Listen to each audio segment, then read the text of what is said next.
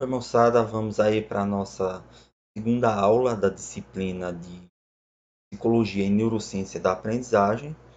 E hoje nós vamos estudar um pouco sobre o sistema nervoso.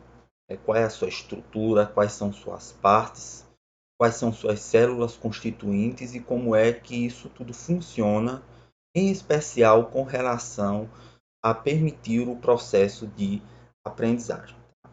Então, vamos lá. Aí a gente tem na tela, primeiro aqui, uma fotografia de um museu, onde foi feito um trabalho maravilhoso de dissecação anatômica, onde nós podemos ver os constituintes do sistema nervoso. Olhando por essa fotografia, a gente pode ver que existe aqui um grande centro de massa, de conteúdo. A gente pode ver aqui uma estrutura vertical, né? E podemos ver que dessa parte aqui mais superior e dessa estrutura vertical aqui saem vários ramos, vários prolongamentos, os quais se dividem e se subdividem e assim por diante. Isso aqui também, esse mesmo padrão de estrutura pode ser visualizado aqui nessa ilustração. Só olhando por essa fotografia e olhando para essa ilustração, a gente pode ver que o sistema nervoso ele tem um componente que é mais centralizado, né? Nós temos uma região aqui de vários órgãos, e essa parte aqui centralizada percorrendo, a gente vê aqui o que origina na cabeça, o pescoço e por todo o tronco do corpo da pessoa. E tem uma parte que são esses prolongamentos, esses ramos que estão distribuídos por todos os segmentos do nosso corpo, os membros superiores, membros inferiores e também diversas regiões do nosso tronco, que é um componente mais periférico, vamos dizer assim. Então, só olhando por essas ilustrações e por essa fotografia, a gente vê que o sistema nervoso, primeiro, ele está presente em todo o corpo, mas que ele tem um componente, uma parte que é mais centralizada e tem uma parte que é distribuída por todo o corpo e que é mais periférica. E a gente pode observar que essa parte mais periférica, ela justamente conecta a parte central a todas as regiões do nosso corpo. Então, se a gente pegar, por exemplo, um desses prolongamentos, vê que ele tem aqui uma extremidade no componente central e a outra extremidade nas regiões periféricas do nosso corpo, tá? Qual é o nome que nós damos a essas estruturas? A gente vê que essa parte mais centralizada tem uma porção que está localizada na nossa cabeça, dentro da cavidade craniana, e a esse conjunto de órgãos nós chamamos de encéfalo. Então, o encéfalo é a porção do sistema nervoso que está localizado dentro da nossa cavidade craniana. E a gente vê que essa porção mais centralizada também tem um segmento, né, bem de uma estrutura bem prolongada que se origina aqui na cabeça, passa pelo pescoço e vai descendo pelo tronco abaixo, como a gente pôde observar aqui na figura anterior. A essa estrutura nós chamamos de medula, a medula espinal ou medula espinhal, que é uma estrutura que corre por dentro do canal da coluna vertebral. E esses ramos, esses prolongamentos que se originam no encéfalo ou na medula e que conectam o encéfalo e medula às diversas regiões do nosso corpo, nós chamamos de nervos. Então, como estruturas principais do sistema nervoso, nós temos aqui o encéfalo e a medula espinhal e também os nervos que estão presentes em praticamente todas as partes do nosso corpo, tá? Isso nos permite, então, esse padrão de organização, essa topografia, nos permite criar uma proposta de classificação estrutural, uma proposta anatômica, de classificar o sistema nervoso em duas partes principais. O sistema nervoso central, que é justamente essa parte mais centralizada, o encéfalo, dentro da cavidade craniana, e a medula espinhal, dentro do canal da coluna vertebral, e o sistema nervoso periférico, com diversos nervos, né, que vão cada vez se ramificando em nervos menores, que estão distribuídos por todas as partes do nosso corpo, pelo tronco, pela cabeça, pescoço, membros superiores, membros inferiores. Tá bom? Aqui nós temos algumas ilustrações dessas estruturas, e aqui a gente tem o encéfalo do nosso sistema nervoso fresco, né? Então aqui a gente tem uma fotografia de um encéfalo que foi retirado há pouco tempo do corpo de uma pessoa. Nós podemos ver ainda os vasos sanguíneos, nós podemos ver a membrana da meninge que recobre essa estrutura. Aqui também novamente, aqui é uma visão lateral, nós estamos vendo aqui pelo lado direito. Aqui uma visão superior, vendo de cima, tá? E uma coisa que chama muita atenção, principalmente nesse que é aqui o maior órgão do encéfalo, como eu vou mostrar na ilustração para vocês daqui a pouco, que é o cérebro, esse padrão que ele é cheio de circunvoluções, que são essas dobras. Né? Existem os sulcos, que são essas fendas. Esses sulcos eles delimitam esses giros, que são essas circunvoluções, que são características do cérebro humano e de algumas outras espécies de mamíferos.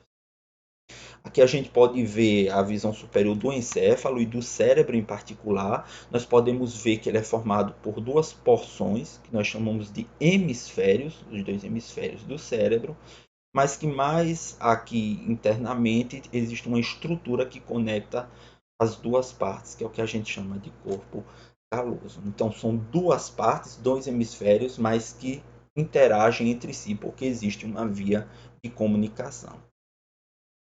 Aqui nós temos uma fotografia de um cérebro fixado, fixado pelo formol ou por algum outro material, que permite com que o tecido, a fixação permite que o material biológico, o tecido do corpo humano ou de qualquer outro animal, ele seja preservado para pesquisa e para estudo por muito tempo, por meses e anos, a depender da forma como ele for adequadamente fixado e armazenado e condicionado. Então, quando o material ele é fixado, ele perde alguma das suas propriedades. Aqui a gente dá até para perceber que é um material, mesmo sendo uma figura estática, mas dá para perceber que é um material bem mole, maleável, né? E aqui fica uma estrutura mais dura, mais rígida, mas preserva em larga medida a forma, o tamanho, o formato das estruturas, o que permite o estudo anatômico. Aqui novamente a gente tem o encéfalo, o cérebro, e aqui outras estruturas vou já mostrar cada uma para vocês. Podemos ver aqui ainda uma parte do crânio, ainda vários vasos sanguíneos que percorrem principalmente através desses sulcos que existem entre os giros, entre as circunvoluções do nosso cérebro. Aqui nós podemos ver que existem vários pedacinhos, vários fragmentos que já foram retirados. Isso geralmente ocorre através do uso desse material, ou diria do mau uso, da falta de cuidado, né, em manusear esse material. Então esses fragmentos vão sendo removidos. Né? Estudante, por exemplo, faz muito isso. Bom, para a gente estudar aqui a estrutura, a anatomia do sistema nervoso, nós vamos nos valer de ilustrações. A ilustração ela não é exatamente igual ao órgão, à estrutura. Né? Começa que a ilustração coloca uma cor artificial, mostra tudo bonitinho, não tem fragmento retirado, nada, tudo organizado. Os vasos sanguíneos já foram todos retirados para enfocar, dar uma visão privilegiada da forma da estrutura. Então, para valores didáticos, a ilustração ela é de grande validade.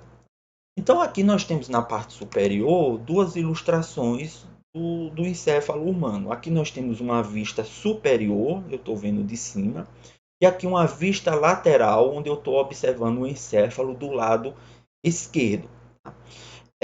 Eu posso ver aqui, quando eu olho nessa vista lateral esquerda, que eu tenho esse órgão aqui, que aqui está colorido artificialmente de azul. Tenho aqui um outro órgão colorido artificialmente de verde, e aqui esse outro de verde mais claro.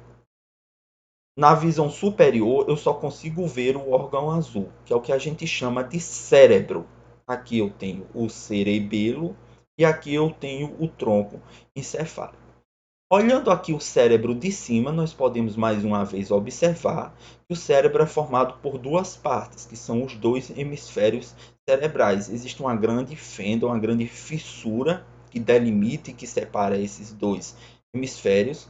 Porém, mais internamente, existe uma estrutura que é o corpo caloso que comunica esses dois hemisférios, de forma que eles não funcionam separadamente, eles funcionam através da comunicação, da integração de suas funções. Mas se eu pegar, né, eu pego um encéfalo e eu fizer um corte, aqui mais ou menos como está mostrando aqui essa linha, eu posso observar essa estrutura aqui. Isso aqui é o que a gente chama de um corte mediano. Então eu estou separando o cérebro ou todo o encéfalo humano em duas metades iguais, em duas porções iguais. E se eu fizer esse corte e observar aqui pelo lado do meio, eu vejo essa estrutura. Por exemplo, aqui eu estou vendo claramente o hemisfério direito, a parte direita do nosso encéfalo, olhando pela sua face do meio, pela sua face medial ou a sua face mediana. E aqui eu posso ver mais algumas estruturas que formam esse encéfalo. Se a gente pegar essa figura e ampliar um pouco, fica melhor para facilitar a nossa visualização. Então aqui eu tenho o cérebro, aqui eu tenho o cerebelo, e aqui eu tenho uma estrutura chamada de tronco encefálico. Cada um desses órgãos tem divisões e subdivisões. Tá? Observando aqui o cérebro, eu vejo duas partes principais. Eu vejo essa parte aqui mais externa, onde tem todos esses sulcos, esses giros, que eu chamo de telencéfalo. E eu vejo aqui uma parte mais interna, que eu só vou conseguir observar mesmo através desse corte mediano, que eu chamo de diencéfalo. E aqui não está nem sinalizado na figura, mas eu tenho o corpo caloso, que é aquela estrutura que faz a comunicação entre os dois hemisférios cerebrais. Então, o corpo caloso aqui ele foi cortado, porque ele quem fazia a comunicação entre o hemisfério direito, que é o que nós estamos vendo nessa figura, e o hemisfério esquerdo do nosso cérebro. Bom, então, telencéfalo e diencéfalo formam o nosso cérebro. Aqui eu tenho o tronco encefálico, que é formado por três estruturas, são três segmentos. Aqui do mais inferior para o mais superior, nós temos o bulbo, o segmento de ponte e o segmento de mesencéfalo. E por fim, nós temos o cerebelo. Tá? Então, o encéfalo é formado por cérebro, cerebelo e tronco encefálico. O cérebro, por sua vez, a gente pode dividir em telencéfalo e diencéfalo, e o tronco encefálico eu posso dividir em bulbo, ponte e mesencéfalo, como vocês podem observar aí na figura. Tá? Olhando externamente, se a gente passar aqui para outra figura, deixa eu voltar essa figura aqui. Olhando externamente, a gente consegue ver o telencéfalo do cérebro. O diencéfalo eu não vou conseguir ver olhando assim de lado, porque ele vai estar lá dentro. Eu consigo ver o cerebelo e consigo ver uma parte do tronco encefálico, o bulbo e a ponte. O mesencéfalo já está muito interno, eu não consigo ver através desse ângulo e eu vou ter uma visão melhor dele justamente aqui, olha, se eu fizer um corte mediano. Tá bom? Então, como o cérebro e o encéfalo são estruturas complexas, a gente precisa observar de vários ângulos, superior, lateral, inferior, externo, interno, através de um corte, para que nós possamos observar as várias estruturas e criar uma imagem, uma representação mental da sua configuração tridimensional, da sua estrutura 3D.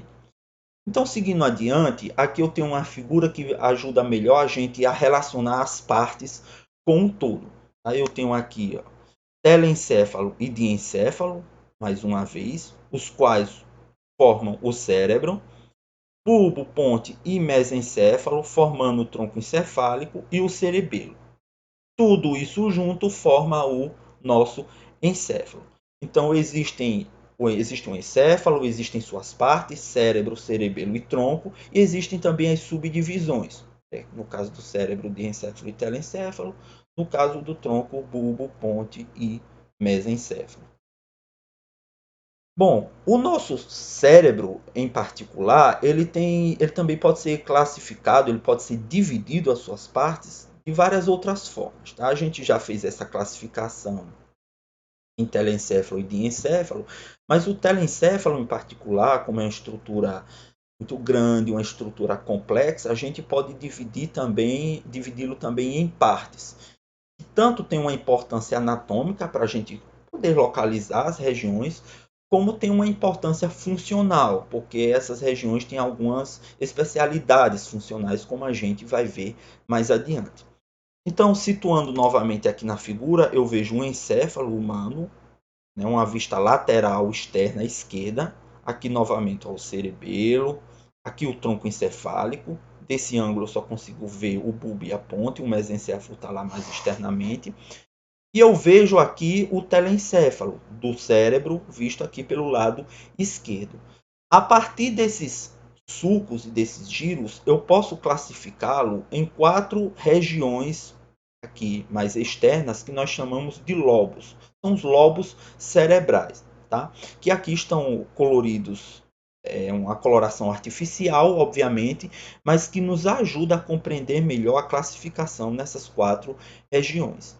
Então eu tenho aqui na parte mais anterior, na parte aqui mais da frente, próximo à testa, o lobo frontal, que recebe esse nome justamente porque está na região frontal, próximo aqui à fronte da nossa cabeça. Tá? Aqui eu tenho o lobo parietal. Essa palavra parietal é uma referência à parede, porque essa região mais aqui lateral da parede do nosso crânio, dos ossos do crânio. Aqui nós temos a região temporal, porque fica próximo às têmporas, que são bem essas regiões aqui da nossa cabeça.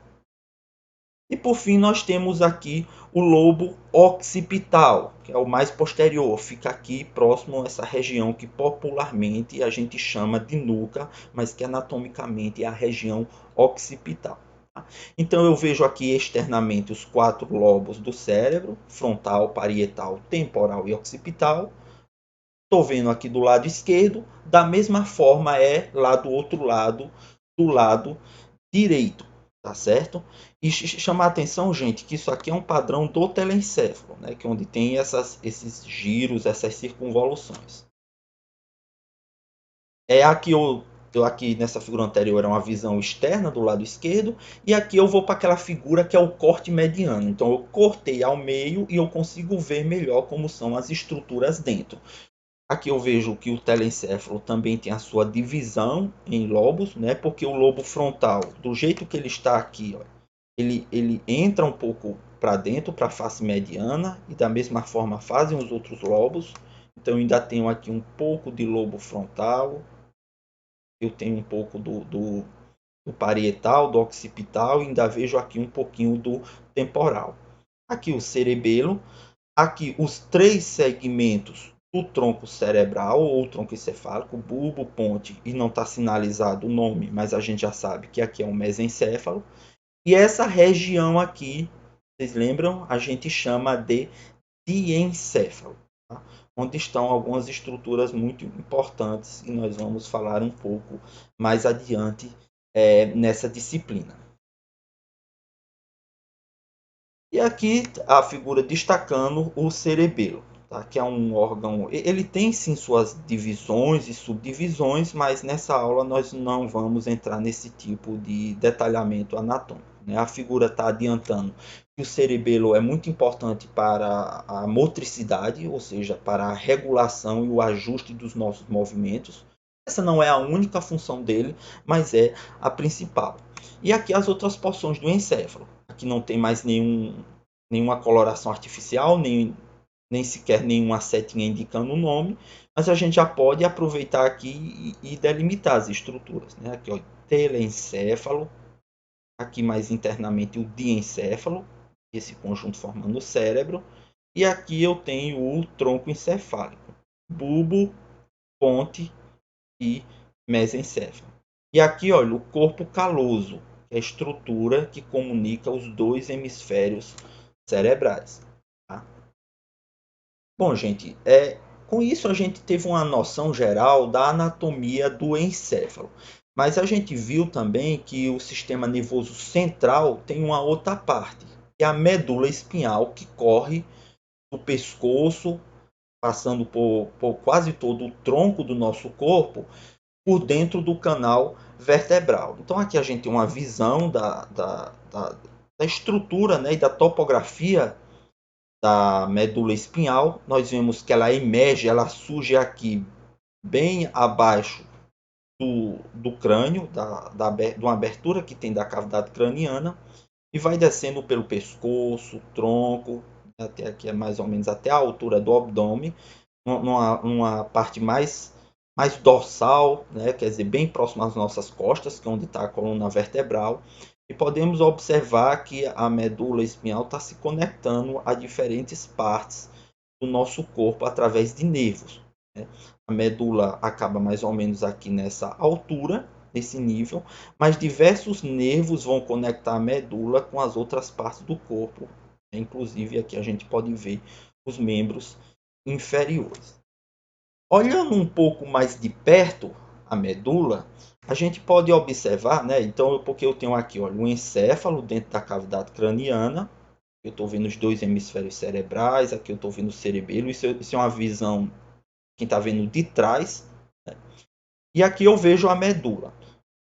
Se eu pego um fragmento da medula, coloco aqui na ilustração e vou ampliar, a gente consegue ver um pouco melhor a sua estrutura. Aqui eu tenho uma vértebra, aqui eu estou vendo as membranas meníngeas que revestem não só a medula, mas todo o sistema nervoso central, tá bom? E aqui eu vejo a medula mesmo, né? A medula, a gente pode dizer que se eu fizer um corte nela, né? Ela tem essa estrutura cilíndrica, bem comprida. Se eu fizer um corte, eu posso ver que ela tem dois tipos de material, que a gente chama de substância branca e substância cinzenta. Isso diz respeito ao tipo das partes de células que formam cada uma dessas duas, como a gente vai falar daqui a pouco. Tá? O que é interessante observar é que em cada segmento da medula, a gente vê que existem nervos que estão conectando esse segmento a diferentes partes do nosso corpo. Né? Cada segmento da medula, que equivale a uma vértebra, eu tenho um par de nervos espinhais, um do lado esquerdo e um do lado direito, que estão conectando a medula às diversas partes do nosso corpo, do pescoço para baixo. Bom, já falando aqui um pouco de função, né? Quer dizer, já deixando um pouco da anatomia para entrar um pouco na fisiologia, a gente pode perguntar para que serve a medula. Né? Uma primeira função da medula é que ela conecta o corpo ao nosso encéfalo, porque, salvo algumas exceções, não existem nervos que ligam o nosso encéfalo às partes do nosso corpo que são do pescoço para baixo. Então, como é que, por exemplo, a gente pode sentir as nossas mãos, os nossos pés? Já que sentir essas partes do nosso corpo significa que um sinal tem que chegar aqui no nosso cérebro. Então, os nervos que inervam as diferentes partes do nosso corpo, como as mãos, os pés, eles chegam até a medula e da medula esse sinal sobe até o nosso encéfalo. Tá? Então, a primeira função, e a gente consegue observar isso aqui, é que a medula vai conectar, do ponto de vista do sistema nervoso, o corpo do pescoço para baixo ao encéfalo que está localizado aqui na cabeça.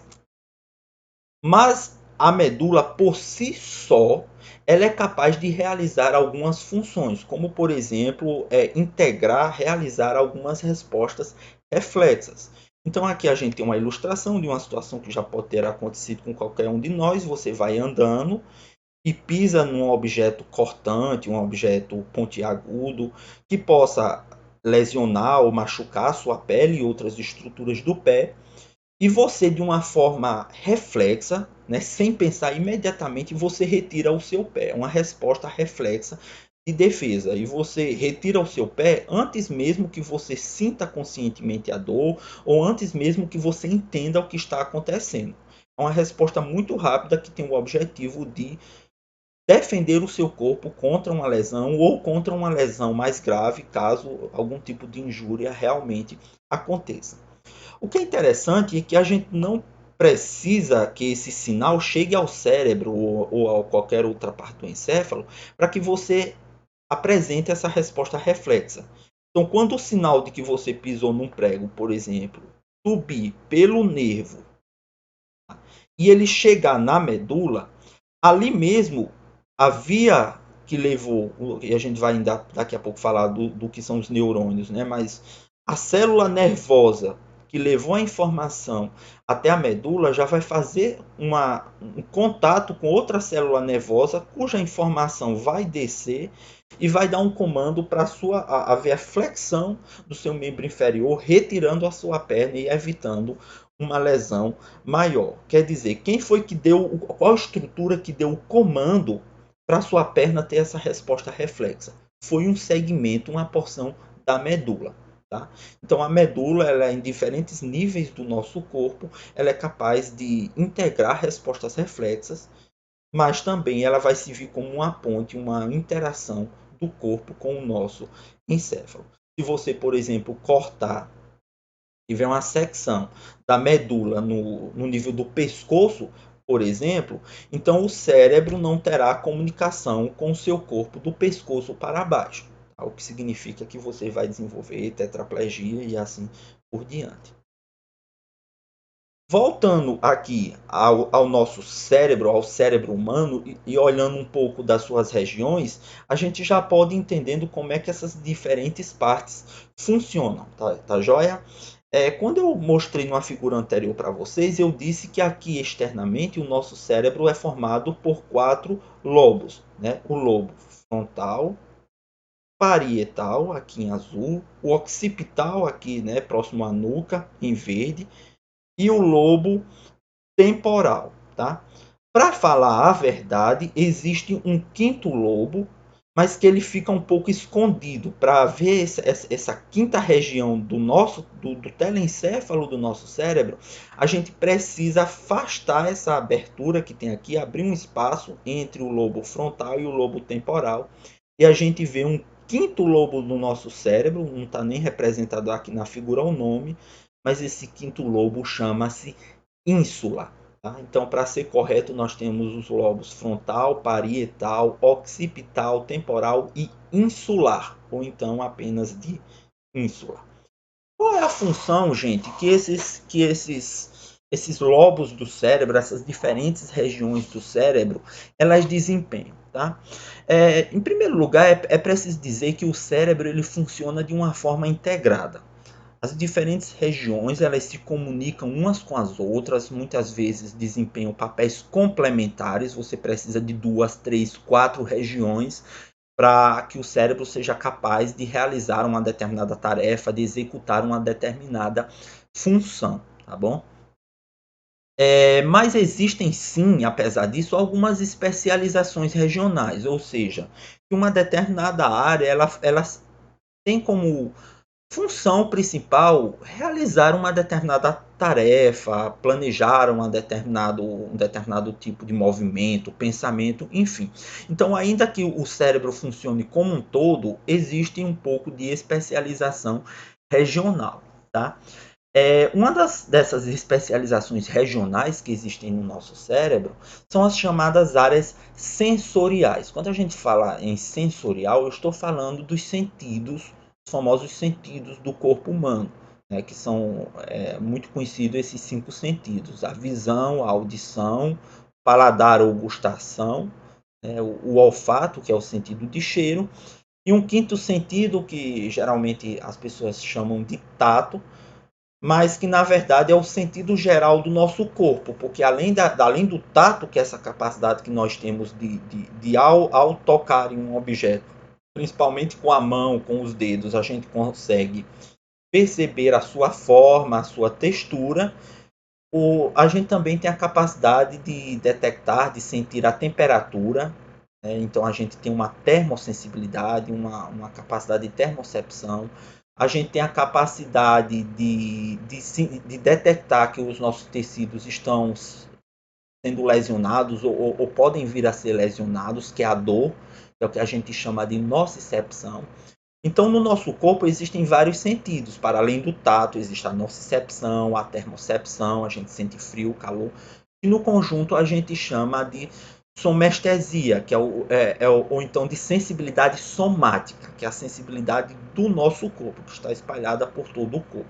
Enquanto que os outros sentidos, eles têm a sua função delimitada a um órgão sensorial, né? A visão aos olhos, a audição à orelha, o nariz, o olfato, a mucosa nasal, tá? E o paladar, a língua, né? As papilas gustatórias da língua.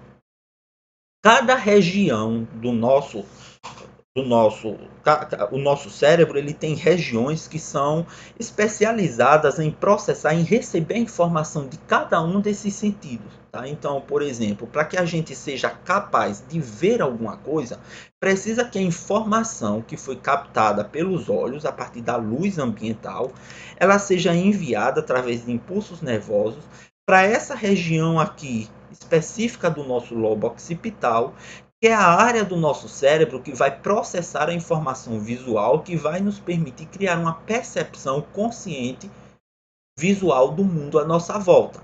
E essa região nós vamos chamar então de córtex visual. Né? O córtex é justamente a fina camada mais externa do nosso cérebro, e aqui visual porque está dedicado à visão. Então aqui é a área sensorial da visão. Da mesma forma, nós temos um córtex, uma área sensorial auditiva, aqui no lobo temporal. Tá? Nós temos uma área sensorial ou um córtex somático, que está dedicado a processar a informação do tato, da nocicepção, da termocepção. E nós temos escondido aqui dentro do lobo da ínsula as áreas sensoriais do paladar e do olfato. Então são essas regiões que primeiramente recebem a informação dos sentidos, vão processar, e é a partir daí que a gente é capaz de sentir o cheiro das coisas, de saber o sabor dos alimentos, ver as coisas, ouvir e entender, e assim por diante. Tá? Além disso, tem áreas do cérebro que são muito dedicadas ao controle dos nossos movimentos. Então, aqui, olha, se eu tenho aqui uma área que é relacionada à sensibilidade somática, né, tato, sensibilidade à dor e tudo mais, aqui, já passando para o lobo frontal, eu tenho a área da motricidade, o córtex motor primário, que é a área principal do nosso cérebro que vai controlar, que vai dar o comando para nós realizarmos os nossos movimentos. Então, se eu movimento um dedo, se eu movimento a minha perna, se eu estou andando, tudo isso é porque o comando parte dessa área do cérebro. Tá?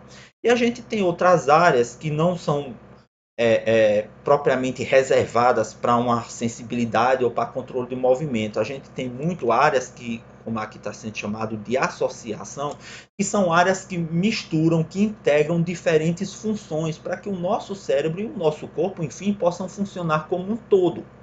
Muitas vezes a gente tem que juntar visão, audição e integrar isso ao movimento para que a gente possa executar uma determinada tarefa.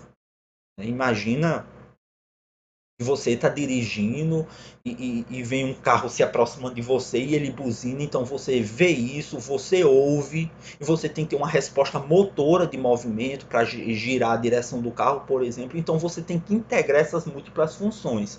É o que justamente essas outras áreas de associação elas fazem. Portanto, são muito importantes também. Tá? Gente, se a gente olhar aqui, essa parte mais externa do telencéfalo, ela é muito relacionada, então, à sensibilidade e à percepção, aos cinco sentidos, ao controle, aos movimentos e às funções cognitivas, ao pensamento, né, que a gente vai estudar muito ainda nessa disciplina, a parte das funções cognitivas, a memória, a atenção, percepção, inclusive motivação, emoção e assim por diante. Tá? E envolve muito, então, esse aspecto do processamento consciente da informação no nosso cérebro. Então, a gente, de fato, a gente vê as coisas, a gente toma conhecimento disso, não é algo inconsciente. A gente ouve, a gente sente o cheiro. Já a parte mais interna do nosso cérebro, que é o diencéfalo, junto com o tronco encefálico, eles estão mais relacionados ao controle de funções fisiológicas vitais, essenciais, absolutamente indispensáveis à nossa sobrevivência. Então aqui, por exemplo, só para ilustrar para vocês, eu tenho que nessa região aqui do diencéfalo, chamada hipotálamo, eu tenho regiões que são de controle da nossa temperatura corporal, do balanço hídrico e hidrosmótico, né? Então a quantidade de água, a quantidade de sais, a concentração salina dos líquidos do nosso corpo, o controle do nosso comportamento alimentar. Já descendo aqui, olha, para o tronco encefálico, nós temos aqui regiões que controlam o funcionamento da bexiga urinária, que tem que armazenar a urina e esvaziar no momento adequado. Regiões relacionadas ao controle da pressão sanguínea, da respiração. Então, isso aqui são funções vitais. Se essas regiões aqui falham, porque, por exemplo, a pessoa teve uma lesão, e a gente pode ter uma lesão nessas estruturas por diversos motivos, né? Pode ser um acidente vascular, um AVC, um AVE, pode ser um tumor, pode ser por conta de um trauma, de um acidente, de um tiro, enfim. Por motivos diversos, essas regiões do nosso encéfalo, enfim, do nosso corpo como geral, elas podem sofrer uma lesão. E se a gente sofrer lesões no diencéfalo, no tronco encefálico, a gente está correndo risco de vida, porque são áreas que estão regulando e controlando funções fisiológicas fundamentais, como circulação, respiração e balanço hidrosmótico, tá bom? Já essa parte aqui mais externa, que é o telencéfalo, como a gente conversou aqui na imagem, usando a imagem anterior, elas estão relacionadas à cognição, à percepção, ao pensamento, tá? Que são coisas obviamente muito importantes para a gente viver enquanto humanos, viver dignamente e tudo mais, mas que não são indispensáveis para a nossa vida, né? Então uma pessoa pode perder toda essa região aqui do cérebro, né, e viver, sim, mas em coma. Não vai ver nada, nem ouvir, nem entender, nem pensar, tá certo? Mas não é necessário a nossa sobrevivência. Está mais relacionado ao que costuma se chamar as funções superiores do cérebro, né? Que é justamente isso: percepção, o pensamento, a imaginação, o planejamento, o controle dos nossos movimentos e tudo isso que se passa conscientemente aqui na nossa cabeça, no nosso cérebro. Olha, aqui eu tenho mais uma figura para ilustrar para vocês o papel das áreas sensoriais primárias. E a figura ela deixa muito clara que cada um dos nossos órgãos sensoriais, o olho na visão, a língua para a gustação, a orelha, principalmente lá dentro da orelha interna, que numa nomenclatura mais antiga chamava-se ouvido interno, para a audição, estruturas do equilíbrio também, e mais a sensibilidade somática, que é aquela que está espalhada por todo o nosso corpo. Todos eles se conectam com suas respectivas áreas sensoriais primárias através de nervos. E aqui lembrar do papel dos nervos de conectar a parte central do nosso sistema nervoso, encéfalo e medula, com a periferia do nosso corpo como um todo. Tá? Então, gente, eu só vou conseguir ver alguma coisa conscientemente, eu só vou conseguir ver alguma coisa se, claro, todas as estruturas dos meus olhos estiverem funcionando, né? Então, tudo, córnea, cristalino, tudo funcionando direitinho, a retina esteja íntegra, mas a informação gerada pelo olho vai ter que seguir por um nervo, que é o nervo óptico. Tá? Isso vai ter que chegar no cérebro, vai passar por uma primeira estrutura, que é o tálamo, e depois tem que chegar lá no córtex visual, no lobo occipital. Somente quando a informação chegar aqui é que eu vou conseguir ver alguma coisa e vou conseguir, inclusive, entender alguma coisa do que eu estou vendo. Tá? E da mesma forma serve para as outras modalidades sensoriais. O que é que acontece, por exemplo, se eu tiver uma lesão, tiver uma ruptura do nervo que conecta a orelha interna a área sensorial primária da audição, que no caso é o nervo auditivo ou o nervo coclear. O que é que eu vou ter? Eu vou ficar surdo, completa e profundamente surdo se eu tiver uma ruptura completa desse nervo, porque a informação tem que chegar no cérebro para que eu crie uma representação consciente disso tudo, tá bom? De uma maneira geral, né, se a gente é bem uma generalização mesmo, e assim ao longo da disciplina das outras aulas a gente vai entendendo isso um pouco melhor, mas a gente pode dizer que o lobo occipital está mais relacionado então à visão. O lobo temporal é muito importante para a audição. A gente viu que a área sensorial primária da audição fica bem aqui, mas ele também vai estar relacionado à memória e nós vamos discutir bastante nas próximas aulas sobre memória, sobre o papel do cérebro na memória.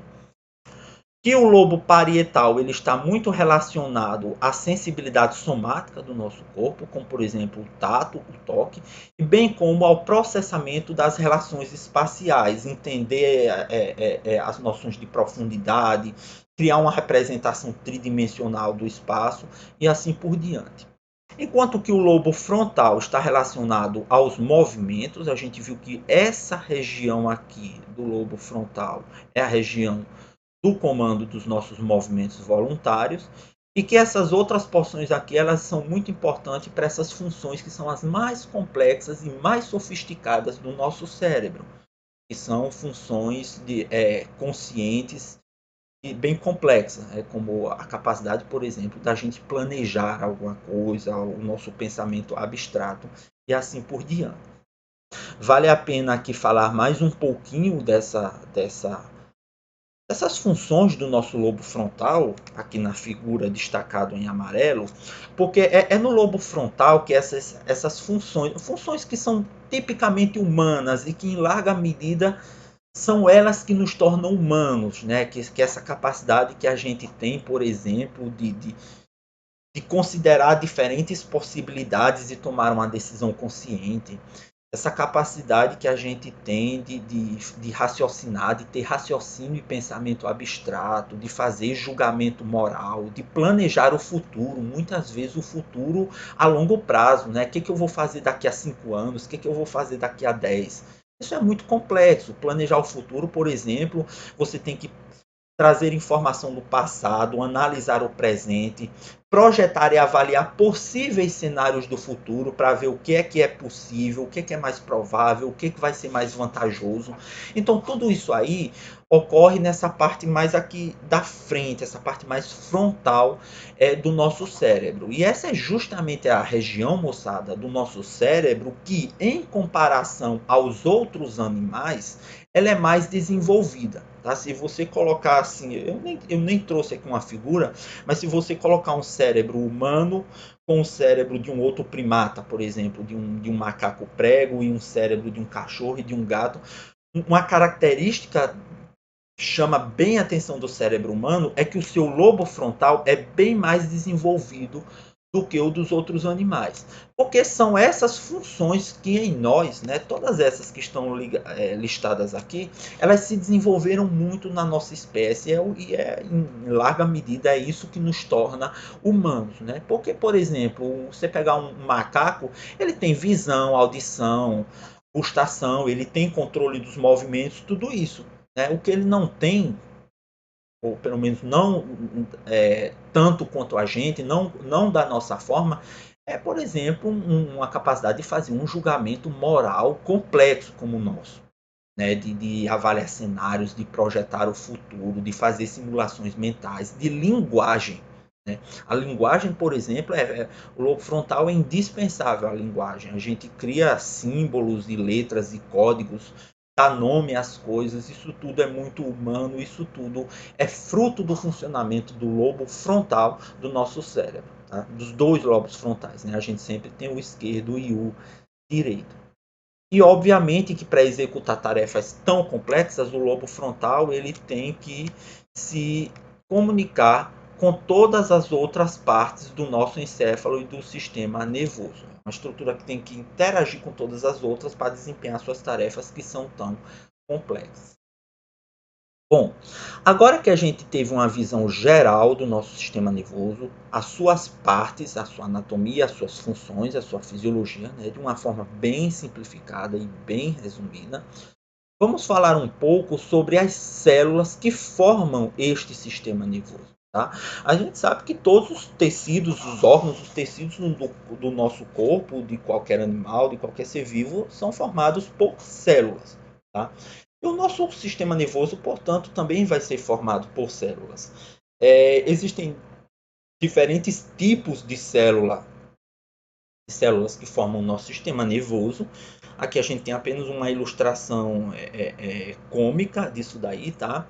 Mas a principal célula, não que seja a única, mas a principal do ponto de vista funcional, é o neurônio. É uma célula muito famosa, a gente vê muito figurinha de neurônio por aí.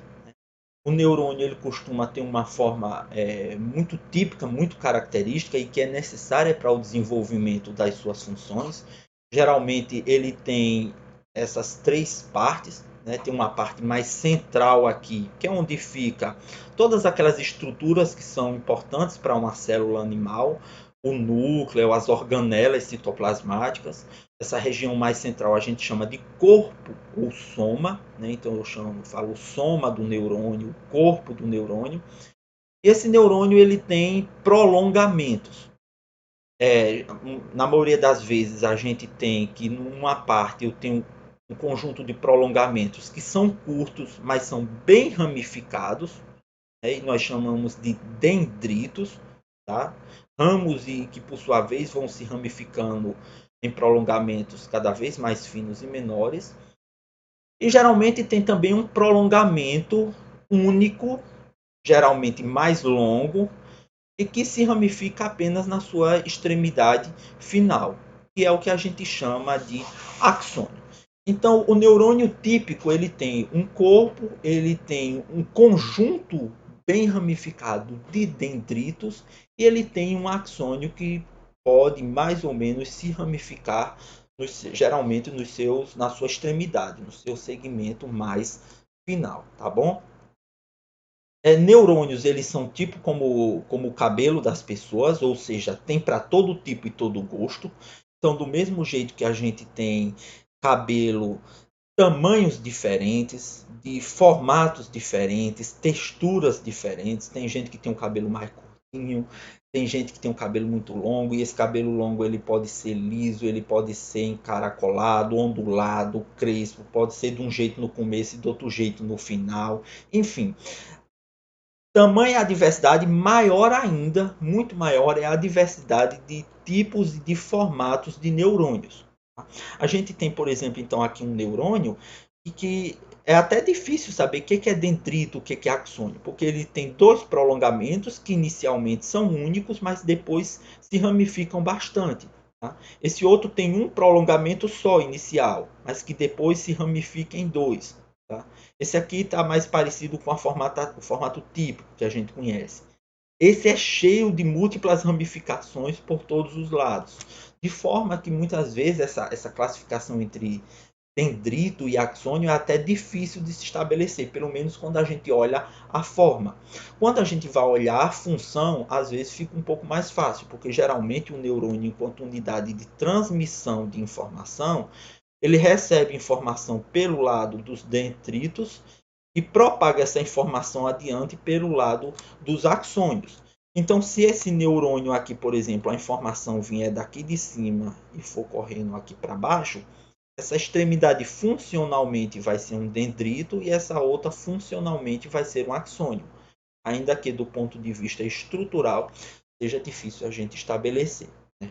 E tem também, não está ilustrado aí, tem também neurônio que tem pouco ou quase nada de prolongamentos também, né, de axônio de dendritos. Seria o equivalente, falando de cabelo, aos carecas. Né? Então, enfim, a diversidade ela é muito grande de fato.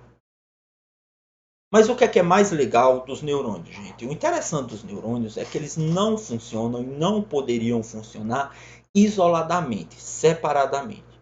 Os neurônios eles funcionam interagindo uns com os outros. Eles precisam conversar, eles precisam dialogar, porque é através do conjunto dos neurônios trabalhando de uma maneira coletiva, de uma maneira interativa, que o nosso sistema nervoso funciona. Porque existem células do nosso corpo que, por mais que elas funcionem em conjunto, é cada uma fazendo o seu trabalho individualmente. A gente pensar, por exemplo, nas hemácias, os glóbulos vermelhos do nosso sangue, levando oxigênio aí para cima e para baixo. Cada um é fazendo a sua parte, cada um pega o seu pacotinho de oxigênio e leva lá para outra região do nosso corpo. Não precisa uma hemácia ficar colada uma na outra, junto uma da outra. É um trabalho em grupo, no sentido que todos estão trabalhando, é coletivo, no sentido que todos estão trabalhando, fazendo a sua função, mas elas não precisam interagir umas com as outras. Já os neurônios é diferente porque eles precisam interagir. É trabalho em grupo, juntando, né, conversando, dialogando, por assim dizer, uns com os outros, para que possam realizar as suas funções. Nós temos muitos neurônios no nosso sistema nervoso, tá? Só no nosso cérebro, o cérebro humano, a estimativa, a melhor estimativa que a gente tem hoje é de que existem 86 bilhões de neurônios só no cérebro. Isso para não falar do tronco encefálico, do cerebelo, da medula, dos nervos e até de neurônios que a gente tem espalhados em alguns órgãos do nosso corpo, como por exemplo no intestino a gente tem bastante. Tá? Então esses neurônios eles têm que interagir.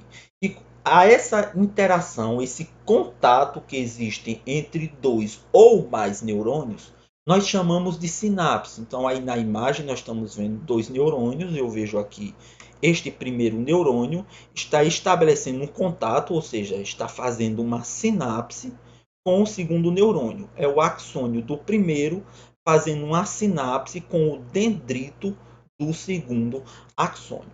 Se a gente for olhar, né, bem de perto como é que essa sinapse funciona, a gente tem uma ideia de como é que os neurônios eles conversam um com o outro. Ou seja, como é que um primeiro neurônio ele é capaz de passar uma mensagem, uma informação para o segundo neurônio. Existem essencialmente dois tipos de sinapses. Existe uma sinapse que a gente chama de elétrica. Na sinapse elétrica, os dois neurônios eles têm um contato físico direto mesmo. Tá? E existe uma abertura entre eles dois, de forma que íons geram uma corrente elétrica e a informação passa direto de um para o outro. É algo mais simples. Mas tem a sinapse química, que é a sinapse que, assim, de longe é a sinapse que mais tem no nosso sistema nervoso. É a sinapse mais complexa e a sinapse mais sofisticada que nós temos. E aqui a ilustração que eu trago para vocês é justamente dessa sinapse química. Então vamos lá. Aqui, olha, aqui eu tenho um neurônio. Eu vejo aqui o corpo do neurônio, o soma. Eu posso ver aqui o seu axônio, tá? Que tem duas ramificações no final. E eu vejo que ele está fazendo sinapse com os dendritos de um segundo neurônio. Para organizar a nomenclatura nossa aqui, nós vamos chamar esse primeiro neurônio de neurônio pré-sináptico, né, porque ele vem aqui antes da sinapse, né, porque assumindo que esse primeiro neurônio está passando uma mensagem para o segundo. Então a informação é do primeiro para o segundo. Esse aqui é o pré-sináptico. Eu vou chamar esse segundo neurônio que está depois da sinapse, que é quem vai receber a informação, de neurônio pós-sináptico. Se eu pegar esse quadradinho aqui, onde está ocorrendo a sinapse entre esses dois neurônios e ampliar, eu posso observar melhor as estruturas celulares que vão participar da sinapse. Então eu tenho aqui, gente, o final do axônio do neurônio pré-sináptico. E aqui eu tenho uma membrana celular do neurônio pós-sináptico. Primeira coisa que eu observo é que existe um pequeno espaço entre os dois. É um espaço muito pequeno, né? Isso é uma escala microscópica, então eu estou falando aqui de poucos micrômetros ou nanômetros. Mas de toda forma, esse espaço existe, é o que a gente chama de uma fenda sináptica. Tá? Se existe esse espaço, significa que não existe um contato físico direto entre esses dois neurônios. Nem muito menos existe um canal direto comunicando um com o outro. Existe um espaço, existe uma fenda. Então a pergunta é: como é que um sinal vai passar do neurônio pré-sináptico para o neurônio pós-sináptico? Se existe um espaço entre os dois. Porque a forma como a informação corre através do primeiro neurônio é através do que a gente chama de impulsos elétricos, impulsos nervosos. Tá? E é como se, o axônio, então, funcionalmente, ele é como se fosse um fio elétrico. Através da membrana do axônio vai correndo o sinal elétrico levando informação. A gente vai falar um pouco melhor disso daqui a pouco. Mas e na fenda sináptica? Chegou ali, como é que a informação passa adiante? Aí o legal, qual é a estratégia que ao longo da evolução se desenvolveu? O neurônio pré-sináptico ele tem um conjunto de vesículas que estão guardando algumas substâncias químicas. Tá? Quando chega a hora de sinalizar, chega o momento de sinalizar algo para o segundo neurônio, essa vesícula aqui ela se funde com a membrana, né, tem uma ruptura da vesícula e o conteúdo, essa substância química que está presente dentro dessa vesícula, vai ser liberada na fenda sináptica, essa substância vai se dissolver e eventualmente vai interagir com estruturas receptoras que estão presentes na membrana da célula pós-sináptica. Ou seja, uma substância química produzida pelo neurônio pré-sináptico vai interagir com uma estrutura presente no neurônio pós-sináptico. No momento que essa substância se liga ao receptor, vai desencadear uma resposta na célula pós-sináptica, ou seja, você alterou algo na célula pós-sináptica. Você liberou um sinal, esse sinal chegou lá, se fez presente e ocasionou um efeito. Dessa forma, você fez a transmissão, a passagem de um sinal, a transmissão de uma informação. Tá? Como essa substância que está sendo liberada na fenda sináptica é uma substância que está transmitindo uma informação, a gente chama de um transmissor. Como é um transmissor entre neurônios, nós chamamos essas substâncias de neurotransmissores. Então, o que é o legal? Onde é que está a essência do funcionamento da sinapse química? É que o neurônio pré-sináptico vai liberar uma substância neurotransmissora, um neurotransmissor, que vai se ligar a um receptor do neurônio pós-sináptico, levando assim um sinal, uma informação adiante. Tá? Então, o mensageiro aí, quem vai levar a informação da primeira célula para a segunda, é justamente essa substância química que nós chamamos de neurotransmissor. Existe uma infinidade de neurotransmissores e cada vez mais novos tipos estão sendo descobertos. Aí eu coloco para vocês uma tabela com apenas alguns dos principais neurotransmissores conhecidos. São substâncias que, do ponto de vista da sua estrutura química, são diversos. Tem deles que são aminoácidos, outros deles são peptídeos. Tem deles que também tem estrutura lipídica. Tem até hoje em dia a gente sabe aminoácidos que são gasosos e assim por diante. O que é que tem em comum todos eles? Não é a estrutura química, é a função. Porque todos eles atuam como transmissores ali na sinapse química, ou seja, todos eles são neurotransmissores. Né? Alguns dos neurotransmissores são bem conhecidos, bem famosos, a gente escuta até falar deles por aí, né? Como a adrenalina, a serotonina, também eu acho que é bastante conhecida, né? A dopamina também é bastante falada. Então, são substâncias que são os mediadores químicos do funcionamento do nosso sistema nervoso, inclusive do nosso cérebro. Tá? Então, como eu disse para vocês, a grande maioria, a esmagadora maioria, eu poderia dizer quase todas as sinapses que existem no sistema nervoso do indivíduo adulto, são sinapses químicas. Então, o funcionamento do nosso sistema nervoso, o funcionamento do nosso cérebro, passa pelos neurotransmissores. Qualquer coisa que altere a produção, altere o funcionamento, altere a quebra, a degradação, o processamento metabólico desses neurotransmissores, com certeza vai interferir no funcionamento do nosso cérebro e das outras estruturas do nosso sistema nervoso. E, de fato, várias substâncias são produzidas com esse propósito. Então, se a gente pegar, por exemplo, todas as drogas que são psicoativas, ou seja, todas as drogas que agem no nosso cérebro, no nosso pensamento, nas nossas funções mentais. Elas atuam de maneira mais direta ou indireta nos neurotransmissores.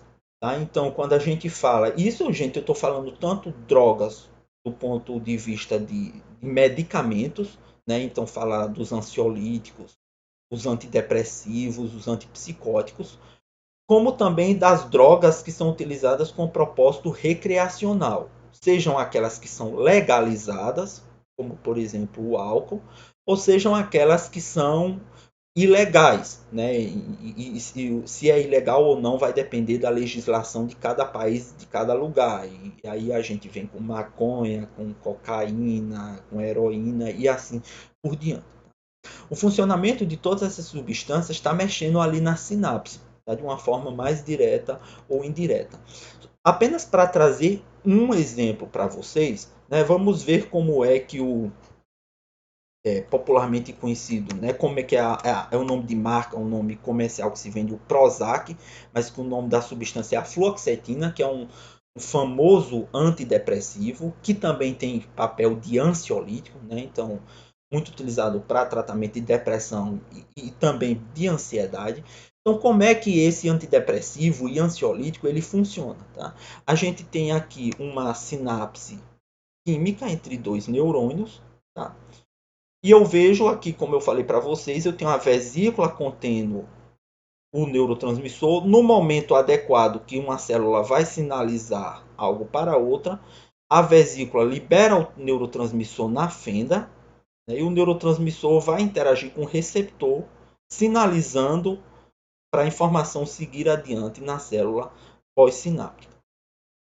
O que ocorre é que esse neurotransmissor não vai ficar a vida toda aqui. Depois ele tem que ser retirado da fenda para que o seu efeito não fique para sempre. O seu efeito ele tem que ser interrompido, tá? E uma das formas que a gente tem de interromper a passagem da informação numa sinapse química é fazendo o que a gente chama da recaptação do neurotransmissor. O que é isso? A célula que liberou o neurotransmissor pega ela de volta, ou seja, está recaptando. Ao fazer isso, primeiro interrompe a passagem da informação na sinapse química, e a outra coisa legal é que permite a reutilização dessa substância neurotransmissora mais à frente, no futuro do funcionamento dessa célula. Como é que a fluoxetina, vendida comercialmente como Prozac, funciona? A fluoxetina ela vai chegar lá, a molécula de fluoxetina vai se ligar à proteína recaptadora, né? Porque a gente está vendo aqui ó, a serotonina sendo liberada e depois sendo recaptada. Ela vai se ligar à estrutura de recaptação e vai bloquear essa estrutura transportadora de recaptação. Então a serotonina ela é liberada ali na fenda e fica lá, exercendo o seu efeito. Como a serotonina ela é liberada em regiões do nosso cérebro, em circuitos neuronais que estão muito relacionados ao prazer, à felicidade, ao bem-estar, no momento que você aumenta a disponibilidade, a concentração de serotonina nas sinapses, sobretudo desses circuitos específicos, você então está alterando, por exemplo, o humor da pessoa, tá? Porque são esses circuitos, por meio da serotonina, que estão regulando essa nossa variável mental, essa dimensão afetiva do nosso funcionamento cerebral, que é o humor, que é a parte emocional, tá? Então, apenas um exemplo simples aqui de como essas substâncias elas atuam. Elas estão mexendo ali na sinapse, estão alterando o funcionamento dos neurônios, a comunicação entre eles, o que dá um resultado global no funcionamento do nosso cérebro e nas suas funções, sejam a cognição, o humor, o pensamento, o sono e assim por diante. Os neurônios, gente, eu mostro assim para vocês a sinapse como se fosse algo, né, apenas entre dois neurônios, um fazendo sinapse com o outro. Mas os neurônios eles podem fazer sinapse, cada neurônio pode fazer sinapse com 2, 3, 4, 5, muitos neurônios. Para vocês terem uma ideia, na verdade, o mais comum é que um neurônio faça sinapse com muitos outros.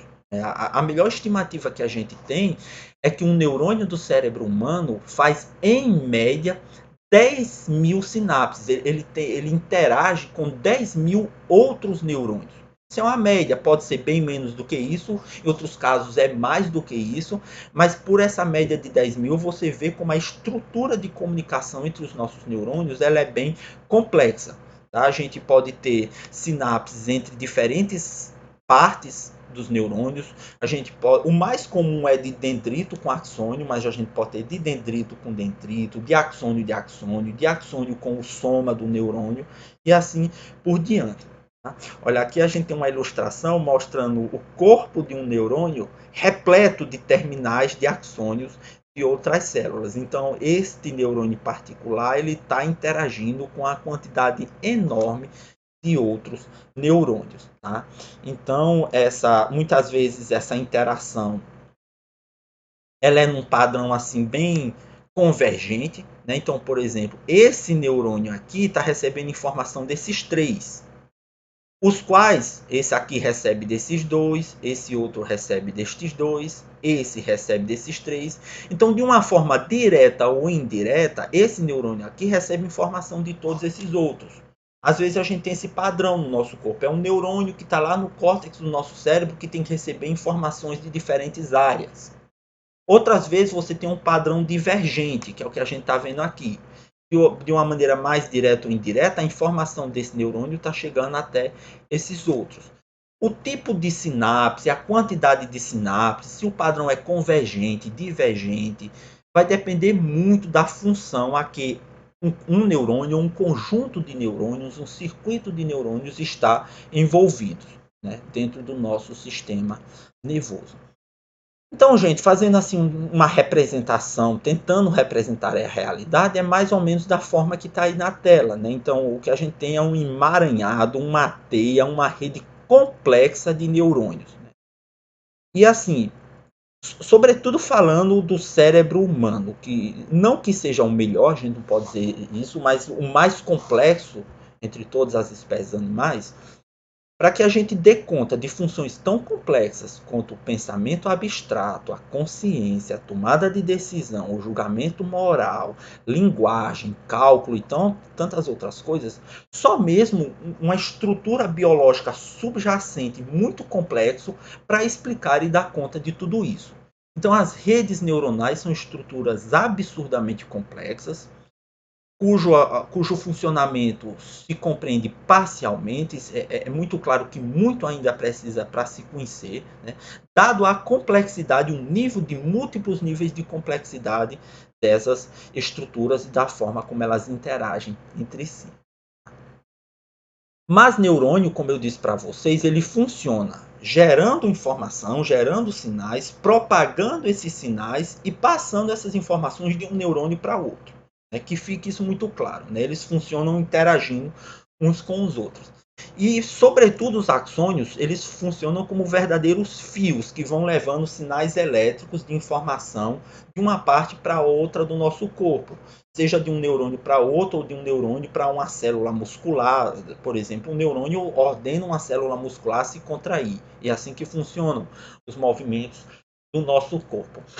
Alguns dos nossos axônios eles têm uma especialização muito interessante. Eles têm como se fosse, fazendo uma analogia, uma estrutura, uma cobertura isolante, que aumenta a eficiência e a velocidade de propagação desses sinais elétricos. Tá? Essa estrutura a gente chama de bainha de mielina, que ela está sendo estudada aqui. Né? Nós damos esse nome mielina porque é a principal substância que vai presente aqui nesse envoltório que vai conferir essa propriedade isolante da bainha de mielina. Concretamente, o que é a bainha de mielina? É um tipo de célula, né? Aqui no caso a célula de Schwann, mas existem, um exemplo, existem outros tipos de células que fazem função de bainha de mielina. E essa célula ela se desenvolve criando múltiplas dobras e múltiplas voltas, como a gente pode ver aqui, ao redor do axônio. É como se fosse realmente a gente pegando uma fita isolante e dando múltiplas voltas. Tá? Então, o que é legal do ponto de vista funcional a bainha de mielina? Tem neurônio que tem bainha de mielina e tem neurônio que não tem bainha de mielina. Tá?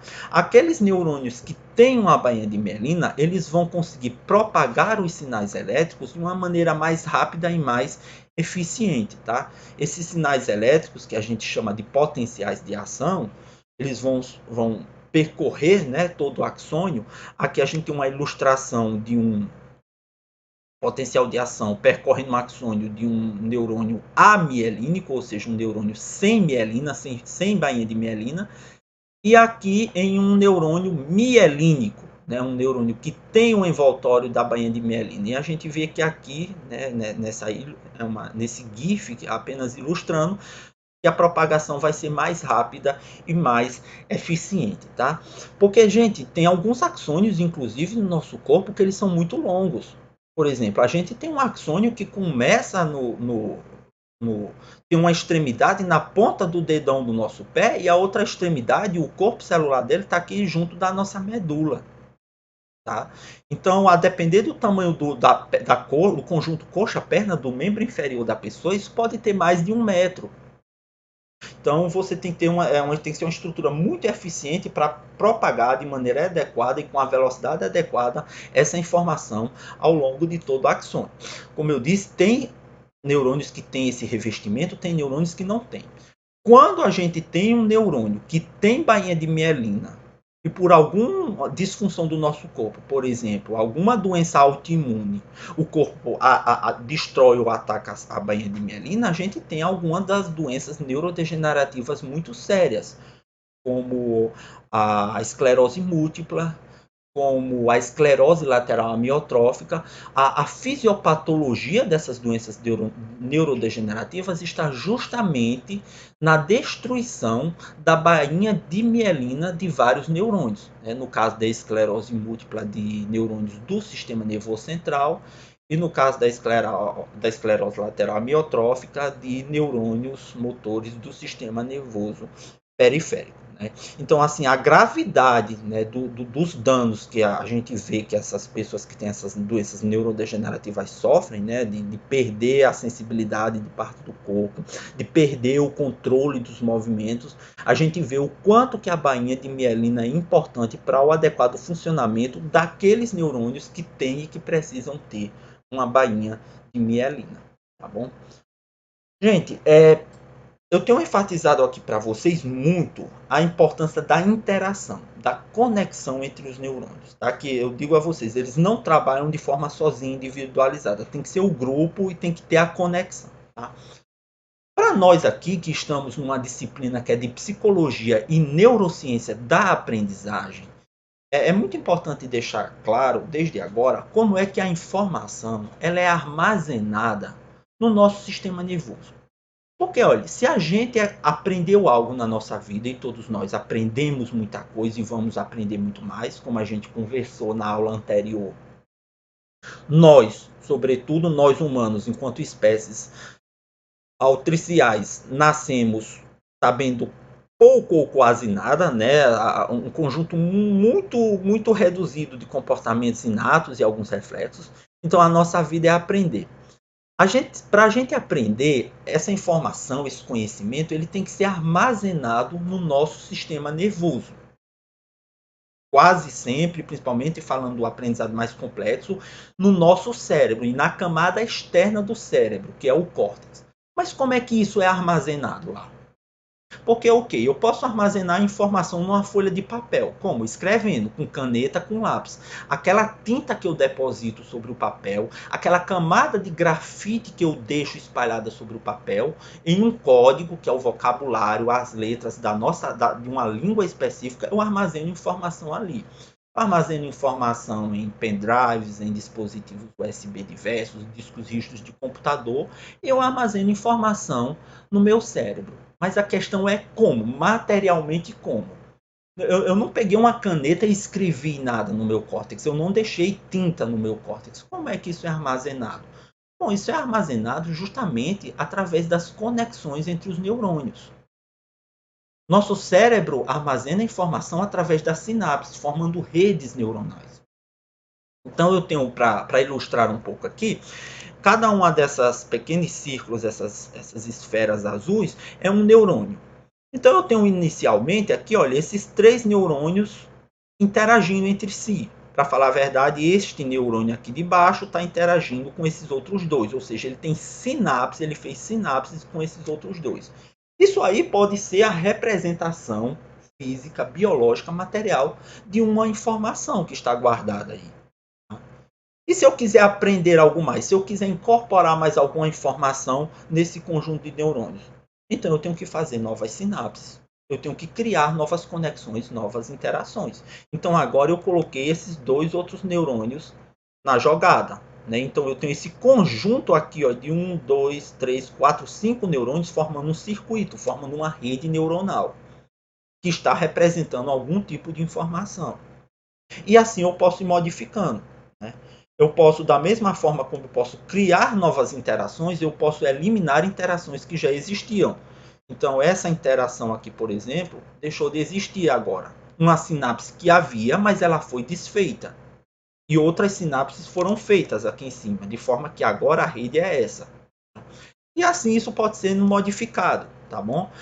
Uma sinapse ela pode ser fortalecida, né? Então eu tenho ilustrando aqui na minha ilustração essas retas, essas setas mais finas ficaram mais espessas para dizer que agora a sinapse ela é mais forte, ela significa que ela é mais resistente, ela vai ser mais duradoura. Então esse traço, essa informação, ela foi tá realçado no nosso circuito neuronal, né? Fazendo assim uma analogia, é como se quando eu estivesse escrevendo ali no papel, eu escrevesse com mais força, eu cobrisse, escrevesse por cima de novo para ficar mais difícil de apagar, mais difícil de ser alterado.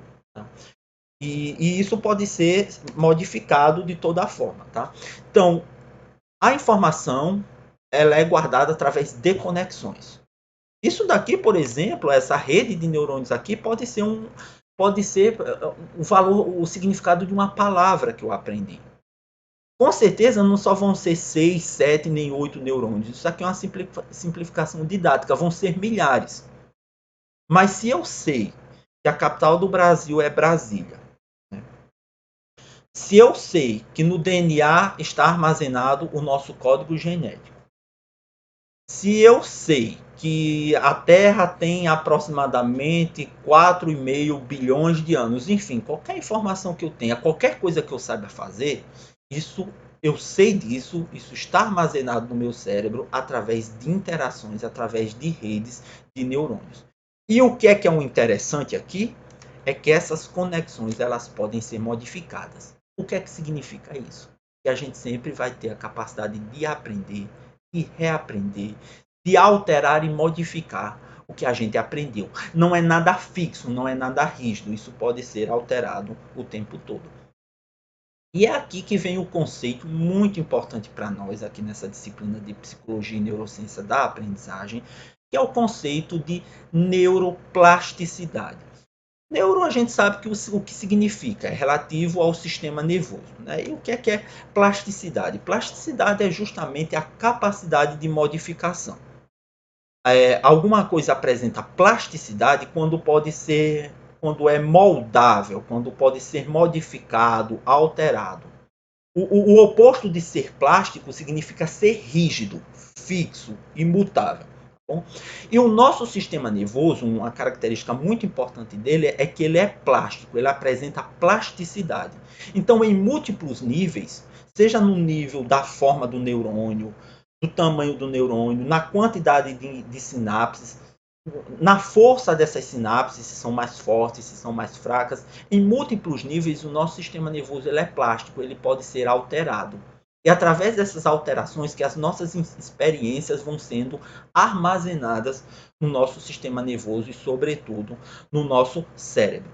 Se o nosso cérebro não apresentasse plasticidade, a gente não tinha capacidade de incorporar informação, a gente não tinha capacidade de modificar as informações, né, de mudar os nossos pensamentos, de rever os nossos pensamentos e assim por diante, tá? Mas como o sistema nervoso e de uma forma muito especial o cérebro, ele é plástico, ele pode ser modificado, né? Pelo que a gente vê, pelo que a gente ouve, pelo que a gente estuda, enfim, pelas nossas experiências enquanto seres vivos, com os outros organismos e com o meio ambiente de uma forma geral, né? O cérebro está ali e toda vida que ele recebe um estímulo, geralmente ele se modifica de alguma forma, né? Lá na sua microestrutura, gente, não estou falando a forma grande do cérebro, lá no nível microscópico, algumas alterações acontecem e assim a informação ela vai sendo armazenada e ela vai sendo modificada. Tá?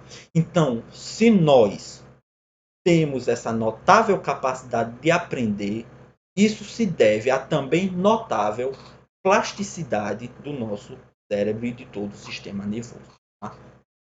Então, fazendo uma analogia, é como se fosse assim, você pensa ali um artista, né, que trabalha com argila. Então ele pega aquela argila é totalmente plástica. A partir das experiências, a partir da pressão, da força que ele coloca naquela argila, ele vai dando uma forma. Inicialmente, a argila pode se tornar qualquer coisa, pode se tornar um vaso, uma xícara, pode se tornar uma estátua de uma pessoa, uma representação de um animal, de um objeto qualquer, de vários objetos e assim por diante. Né? Essa analogia não vale no sentido da macroestrutura, né? Não é que o nosso cérebro vai adquirir qualquer forma, mas é na sua microestrutura, ou seja, no arranjo entre as sinapses, nas conexões entre os neurônios. A gente pode estabelecer, teoricamente, qualquer tipo de arranjo entre os nossos neurônios, o que significa que a gente pode aprender uma infinidade de coisas, a gente pode pensar e relacionar uma infinidade de coisas. Né? Toda essa complexidade e toda essa grande potencialidade que nós temos enquanto pessoas, enquanto humanos, vem justamente da plasticidade do nosso sistema nervoso. Tá? O que é interessante é o seguinte, se a gente pegar aí mais uma vez o exemplo do artista com argila, né? No início a argila está mole, direitinho, ele dá aquela forma, faz um vaso, uma xícara, alguma coisa. Depois aquela argila vai secar e ela vai ficar rígida. Então, quer dizer, uma estrutura ela pode ser mais plástica no momento e depois ela pode se tornar um pouco rígida. Então, a plasticidade ela pode mudar. E quando ela está rígida, ela não muda mais. Depois que a argila secar e for uma xícara, você não tem como transformar aquilo em outro objeto. Né? Então, é interessante que a nossa neuroplasticidade ela também muda ao longo da vida. Importante o seguinte, diferentemente da analogia que eu fiz com a argila, o nosso cérebro e todo o sistema nervoso nunca chegarão a ficar totalmente rígidos. Ou seja, a gente sempre vai ter alguma capacidade de modificar, mas essa capacidade ela pode ser maior ou menor a depender do estágio da nossa vida e a depender da função específica e da região cerebral em particular que a gente estiver falando. Bom, então vamos dar uma olhada aqui, uma visão bem resumida, bem geral, como é que a neuroplasticidade, né, e falando aqui do cérebro humano, ela muda ao longo da nossa vida. Então, olha, aqui eu tenho a escala do tempo, aqui eu tenho o momento do nascimento e aqui eu tenho os meses antes do nascimento. Né? Então aqui está negativo porque é antes do nascimento, 1 mês antes, 2 meses antes, 3 meses antes, 4 meses antes. Então aqui eu estou falando do desenvolvimento pré-natal, embrionário e fetal. Né? Aqui eu tenho inicialmente os meses após o nascimento, 1, 2, 3, 4, 5, até chegar a 12 meses, que é quando a criança completa 1 ano. Né? Então aqui eu tenho o primeiro ano de vida. E depois aqui a contagem adiante do desenvolvimento em anos. 1, 2, 3, 4, 5, 11, 12, até chegar à adolescência, puberdade. E assim por diante, até mais ou menos o final da adolescência. E aqui eu tenho nessas linhas os níveis de neuroplasticidade para diferentes regiões do cérebro relacionadas com diferentes funções. Aqui em amarelo, regiões cerebrais relacionadas aos sistemas sensoriais. Eu mostrei para vocês agora há pouco que existem áreas do cérebro que são especializadas na visão, na audição e assim por diante. Áreas do cérebro mais relacionadas ao desenvolvimento da linguagem e outras aquelas funções cognitivas superiores, que são bem aquelas aqui do lobo frontal, planejamento, tomada de decisão, julgamento moral, pensamento abstrato, raciocínio e assim por diante. Tá? O que a gente observa? até o nascimento, a plasticidade ela é muito pouca. No momento que a gente nasce, existe um aumento assim, bem abrupto, né? Um grande aumento de plasticidade, principalmente com relação aos sistemas sensoriais. Então veja que com 4, 5 meses de vida, a criança já tem muita plasticidade nas áreas sensoriais do cérebro, o que significa que essas áreas estão muito responsivas à informação sensorial, ao que a criança vê, ao que a criança ouve, o cheiro, o gosto. Então é a partir desse momento que a criança vai começar a ter e entender uma representação perceptual do mundo. Vai passar a ver e realmente entender o que ela vê, vai passar realmente a ouvir no sentido de entender o que ela ouve e assim por diante. Mais ou menos nos meses que antecedem o primeiro aniversário, você tem um pico na plasticidade das áreas relacionadas com a linguagem. É isso que vai permitir que ali por volta do primeiro ano de vida a criança vá começando a aprender a falar. Né? Obviamente que isso aqui que eu estou mostrando para vocês é só uma média, cada pessoa tem o seu ritmo de desenvolvimento e isso, né, dentro de uma determinada faixa, isso é normal. Tá? Então uma criança pode começar a balbuciar, a falar primeiras palavras bem simples, do tipo papai e mamãe, eventualmente com 11 meses, outra só vai aprender com 1 ano e 3 meses, mas é ali por volta de um pouco antes do primeiro aniversário e nos primeiros meses do primeiro ano de vida. Né? De forma que o primeiro ano de vida, uma das principais coisas que a gente vê é o desenvolvimento da linguagem e também da motricidade na criança. Né? Porque quando a criança completa 1 ano, se aquelas que forem mais um pouco avançadas podem até já falar alguma outra palavrinha e podem engatear e no máximo dar alguns passos. Quando a criança completar 2 anos, ela já está correndo pela casa, quebrando um bocado de coisa e já está falando muita coisa. Então o primeiro ano tem um grande desenvolvimento de linguagem e de movimento, de motricidade. E isso se explica por que naquele momento, né? Porque o cérebro estava adequado naquele momento ao desenvolvimento. Né? Você teve um pico de neuroplasticidade. Veja como é interessante essa relação da linguagem. Nós, brasileiros, nascemos e crescemos no Brasil. No caso, eu acredito todos nós aqui, vamos pegar então um exemplo típico, filho de brasileiros, certamente o meu caso. Então, nasci num ambiente de língua portuguesa. Então, veja, como é que nós aprendemos a falar português? Nós precisamos ir para a escola para aprender a falar português, precisamos estudar numa gramática, precisamos fazer um curso. Não, como é que a gente aprendeu a falar português? Aprendendo, só convivendo num ambiente em que pessoas falavam português. E a gente, pela observação, a gente foi aprendendo de forma que com 3 anos a criança já fala frases completas, né? Com 5 anos ela já pode estar escrevendo pequenos textos e assim por diante. Mas hoje, né, se a gente pegar uma pessoa com 20 anos, 30 anos, 40 anos de idade, ela não consegue aprender uma segunda língua, como uma língua estrangeira, inglês e espanhol, com tanta facilidade. A gente pode, eu posso hoje, com 33 anos de idade, aprender francês e alemão? Posso, mas não com a mesma facilidade com que eu aprendi português lá no começo da minha infância. Agora eu vou ter que me esforçar muito, eu vou ter que estudar muito, eu vou ter que ler em livros, eu vou ter que fazer um curso. Né? Então eu não tenho, o meu cérebro não tem mais aquele grau de adaptação e aqui a plasticidade mesmo para aprender com tanta facilidade uma nova língua.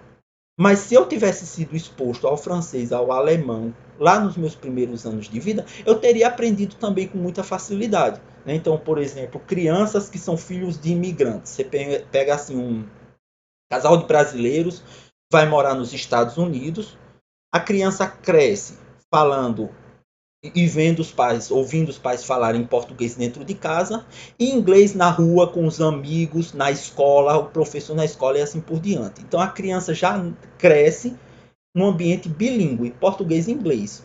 Então, isso nos primeiros anos de vida. Qual o resultado?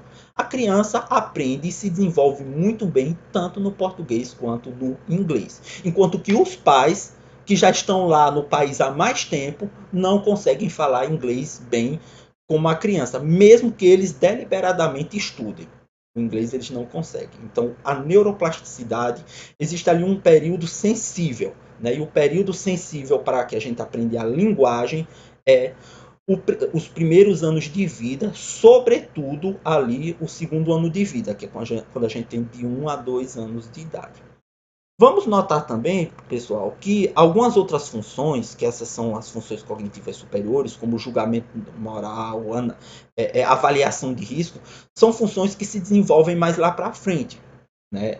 Então, é até muito interessante que a maturação das áreas frontais do nosso cérebro, que são aquelas responsáveis, por exemplo, pelo julgamento moral, pela tomada de decisão, pela avaliação de risco dos nossos comportamentos, são áreas que têm assim, o seu auge da sua plasticidade lá da infância e para a adolescência. Tem algumas áreas do nosso cérebro que o auge da plasticidade delas é justamente na adolescência, que é quando nós vamos aprender a conviver em sociedade, nós vamos aprender mais sobre regras sociais, nós vamos aprender que o nosso comportamento tem consequências, a gente tem que levar isso em consideração na hora de tomar as nossas decisões e assim por diante. Inclusive, a maturação dessas áreas mais frontais do nosso cérebro, ela só termina lá por volta dos 20, 22 anos de idade.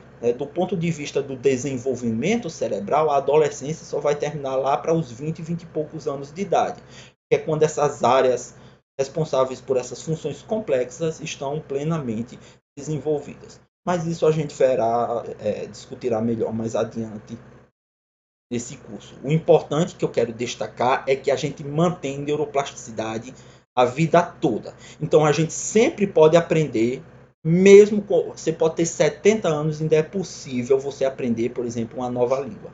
Só que vai ser mais difícil de quando você era mais jovem e bem mais difícil de quando que você era uma criança. Porém, impossível é, e a gente sempre deve explorar essas possibilidades. O legal da neuroplasticidade, moçada, é que ele permite o nosso cérebro se adaptar. Né? Ele nos permite aprender ao longo da vida e ele nos permite que a gente se adapte a diferentes situações, a diferentes desafios que a vida pode nos impor. Né? Porque vamos pensar o seguinte, aqui eu tenho, e eu já mostrei para vocês hoje na aula, a área do cérebro que é a área sensorial primária da visão. Né? Aqui bem nessa região do lobo occipital. Agora pense o seguinte, qual é a função dessa região numa pessoa que é cega? Um cego congênito, uma pessoa que já nasceu cega por conta de catarata congênita, por exemplo. Essa área não vai servir para a visão, porque os olhos da pessoa não funcionam de forma adequada para levar informação visual para essa área do córtex. O que essa região vai fazer? Ela vai ficar sem fazer nada? Não. O que é interessante que por conta da neuroplasticidade, principalmente no começo, nos primeiros anos da vida, que é muito forte. Eu mostrei aqui para vocês, olha a sensibilidade das áreas sensoriais no começo da vida, é muito grande. Então essa região vai assumir outras funções. Essa região que seria para ser da visão, ela vai, por exemplo, assumir funções auditivas, funções relacionadas ao tato, né? De forma que isso vai permitir que a pessoa que é cega tenha uma audição melhor, por exemplo, para reconhecer as pessoas através da voz, que essa pessoa tenha um tato melhor, isso vai ser muito importante para que ela possa aprender e consiga ler em braille, por exemplo, tá? Mesmo se a pessoa ficar cego a partir de um certo ponto da sua vida, essas modificações vão acontecer também. Tá certo? Então o cérebro, conforme as nossas experiências, os estímulos que a gente recebe, ele vai se ajustando. Né? É isso que nos dá essa flexibilidade enquanto humanos, de fazer todas essas coisas notáveis que nós somos capazes de fazer. Se você, por exemplo, é uma pessoa que pratica um determinado esporte, uma determinada habilidade, uma forma de arte, uma coisa, essas regiões do cérebro vão se desenvolver mais. Né? Então, por exemplo, eu toco piano. A região do cérebro que controla os movimentos da mão, dos dedos, vai se desenvolver um pouco mais. Como a gente vai conversar mais lá na frente, por exemplo, tem um estudo fantástico uma vez que demonstrou, um estudo feito numa região do cérebro que fica localizado dentro do lobo temporal, de taxistas de Londres, né? Imagina você ser taxista em Londres, uma megalópole, no tempo que não tinha esses GPS, Google Maps de hoje em dia.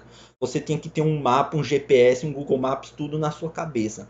Tem uma região que é muito importante para a memória espacial, e se viu que os taxistas eles tinham essa região um pouco maior, mais desenvolvida em comparação às outras pessoas que não exerciam essa profissão, né? Então, um exemplo de neuroplasticidade. Você desempenha ao longo de anos, de décadas da sua vida, um trabalho que depende de memória espacial. Então, a região do seu cérebro importante para a memória espacial se desenvolve mais, o que lhe permite, portanto, ter uma melhor memória espacial. Então, a neuroplasticidade é fantástica, né? É ela que nos permite aprender, é ela que nos permite que a gente fique melhor, que a gente desenvolva habilidades, que a gente tenha flexibilidade de pensamento e assim por diante. E a neuroplasticidade, né, acima de tudo, o que permite que a gente forme memórias duradouras. Então, pensar aqui, olha, eu tenho dois conjuntos de neurônios. Esses aqui estão conectados dessa forma. Esses outros não têm nenhuma conexão entre eles. Se eu vejo qualquer coisa, eu aprendo qualquer coisa, formou-se um novo padrão de conexão, e principalmente se esse padrão for forte, pronto, é uma informação que está guardada no meu cérebro. Eu formei uma memória duradoura que vai estar disponível para mim daqui a 5 anos, daqui a 10 anos eu possa lembrar, tá certo? Agora, como exatamente isso acontece, quais são as regiões do cérebro envolvidas, quais são os processos celulares, aí isso é um assunto que a gente vai ver mais adiante aqui na disciplina, quando a gente for estudar a parte de memória, tá? Então, para encerrar, quero só trazer para vocês duas imagens. Essa era a imagem que estava inicialmente na nossa aula. Aqui eu tenho vários neurônios que foram marcados. Aqui eu tenho, em primeiro lugar, uma fotomicrografia, né? Então, a fotografia é feita a partir da microscopia óptica, onde foi empregada uma técnica de marcação com fluorescência e cada neurônio está aparecendo, né, com uma cor diferente. A gente pode ver toda a sua beleza e a sua complexidade. E aqui nós temos uma imagem, né, que foi produzida a partir das técnicas modernas de imageamento, de neuroimagem funcional, e que está mostrando as conexões do cérebro humano. Então, cada linha, cada fiozinho desse aí é um neurônio ou um grupo de neurônios, um conjunto de neurônios que está se comunicando com neurônios de outra região do nosso cérebro. Então, veja, gente, a complexidade. Isso daí são só as conexões. São os fios, né? São axônios comunicando neurônios de uma região e neurônios de outra região. Isso dá uma dimensão também da beleza e da complexidade do funcionamento do nosso cérebro. Isso aí a gente chama do nosso conectoma, né?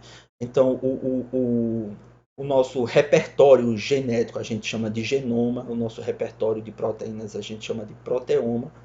Então, e o conjunto das conexões do nosso cérebro é o conectoma cerebral humano, que só muito recentemente está sendo desvendado, tá? Então, com essa magnífica imagem, eu encerro a nossa aula de hoje.